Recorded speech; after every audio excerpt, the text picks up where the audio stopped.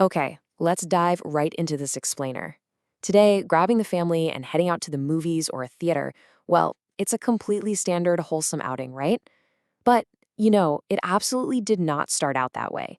We're going to uncover the surprising profit driven origins of family friendly mass media and explore how early commercial entertainment was literally transformed from this rough, male dominated world into the civilized mass media landscape we all know today. So let's start with a really fascinating mystery. Why on earth did 19th century entertainment pioneers aggressively shift their focus to attract wives, mothers, and kids? I mean, the early days of the theater were frankly rough. These were places most respectable people wouldn't dare be caught dead in. Yet, within a pretty short window, entrepreneurs like P.T. Barnum, Tony Pastor, B.F. Keith, and E.F. Albee just revolutionized the whole environment. They didn't just invite women and children in, they bent over backwards to cater to them. So why the sudden change of heart? Well, the crucial point here is that this massive transformation wasn't born out of pure moral altruism. No, it came from a very calculated realization that true wealth lay in expanding the audience. You see, while these early tycoons often spoke to the public as if they were doing some grand civic duty to elevate culture, the reality was deeply, deeply commercial. As long as their theaters were seen as disreputable, they were cutting off the vast majority of the population. And, more importantly, their wallets. To build true entertainment empires, they absolutely needed families. Section 1, Rowdy Men and Rough Shows. Let's move on and take a look at what the theater landscape actually looked like before this massive shift. Just take a look at the bustling, chaotic streets of 1858 New York around Barnum's American Museum. This brilliantly illustrates the era of P.T. Barnum, a time when early commercial entertainment was just beginning to find its footing. It was a really rough and tumble environment where cheap amusements were deeply tied to street culture and were largely the domain of working-class men just seeking a temporary escape from their grueling jobs. Now, what's really interesting here is that these early commercial venues were essentially rowdy dives. You had concert saloons and cheap dime museums known for rough music and even rougher humor. The audiences were heavily male-dominated, and the upper seating areas were packed with loud, aggressive guys known as the gallery gods, who drank, smoked, and stomped their feet at the performers. It was an environment that made middle-class women feel completely alienated. And because they were excluding families, there was a hard limit on how much profit a theater owner could actually make. Section 2, the power of female consumers. Okay, let's dive into the financial turning point where exhibitors finally realized exactly who controlled the household budget. Take a look at this incredibly blunt quote from a 1909 trade magazine. It is a curious fact that a good many picture theater men do not know that most of the nickels are feminine. This completely shifted the industry paradigm. As early film and vaudeville began to grow, trade publications started aggressively pointing out that the female consumer was an untapped gold mine. They were basically saying, look, women drive the success of department stores, magazines, and novels. Why shouldn't they drive the theater business too? So entrepreneurs had this massive realization. Capturing a scandalous, unruly male crowd might bring in some quick cash, sure, but capturing the feminine nickel provided a stable, incredibly lucrative, and expanding foundation. The limited male audience was a niche that alienated the broader public. But the female consumer, she represented families, respectability, and vast, untapped economic power. Plus, winning her over brought a seal of social respectability that protected the business from police, censorship, and moral crusaders. To put this audience expansion into perspective, by the early 1900s, up to 100,000 children were attending Nickelodeon's daily in New York alone. That is a staggering number. Social reformers like Jane Addams noted that for thousands of young people, these cheap theaters became their only escape from dreary factory jobs.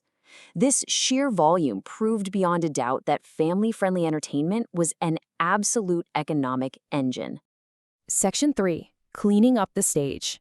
Knowing they needed women and children was one thing, but actually getting them into the building was another challenge entirely.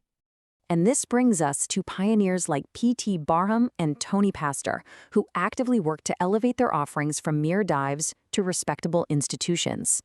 Tony Pastor, operating in the late 1800s, is particularly famous for this. He literally took a variety theater scene that was practically considered a slum and worked aggressively to place it on a higher plane, one that simply could not offend decent taste. Now, what's really wild is the incredibly practical domestic bribes Tony Pastor used to convince respectable housewives to visit his theaters. He literally gave away half tons of coal, awarded half barrels of flour, and distributed free dress patterns just to get them through the door. It was a brilliant, highly targeted marketing strategy. And once they were inside, he created a completely safe, home-like environment by instituting a strict ban on any profanity on his stage. Building directly on Pastor's work, B.F. Keith effectively instituted a massive regime of self-censorship to guarantee a thoroughly sanitized product. He screened all acts for vulgarity and devil meanings, establishing what was playfully mocked as the Sunday school circuit. He also used continuous performances, running shows nonstop so the venues were always bright and busy, never dark or dreary.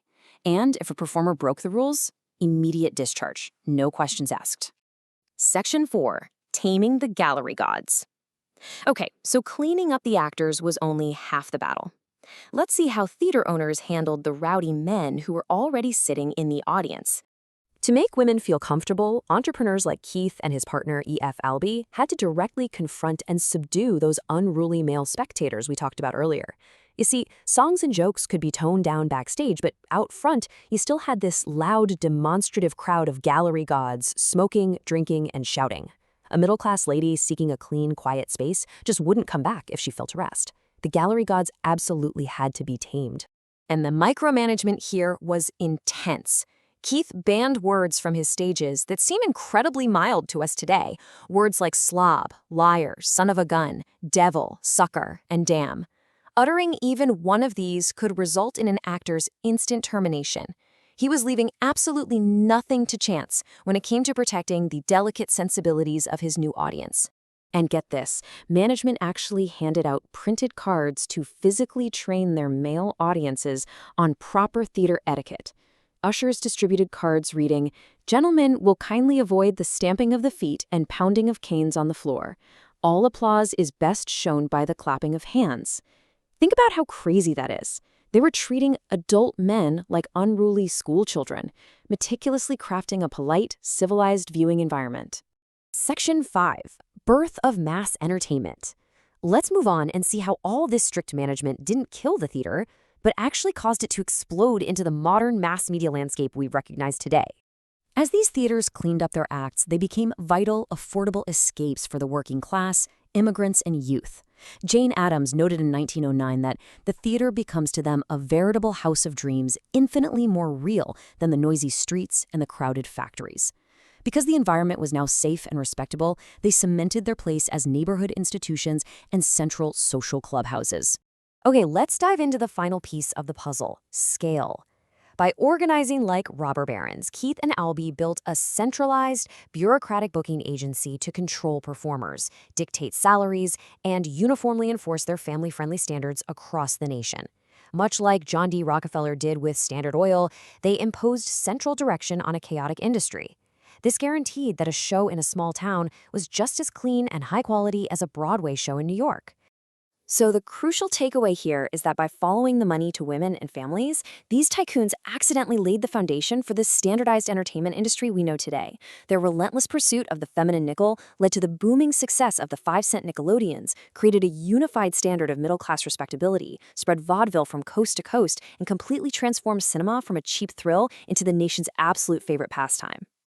As we wrap up this explainer, I want to leave you with this thought. Did the pursuit of the feminine nickel forever change what we consider acceptable entertainment? When you sit down to watch a massive, family-friendly blockbuster today, are you still just experiencing the legacy of Tony Pastor handing out a bag of flour? The entire DNA of modern entertainment was forged by 19th century businessmen who realized that if you want to make real money, you absolutely have to invite the whole family. Definitely something to think about next time you buy a movie ticket.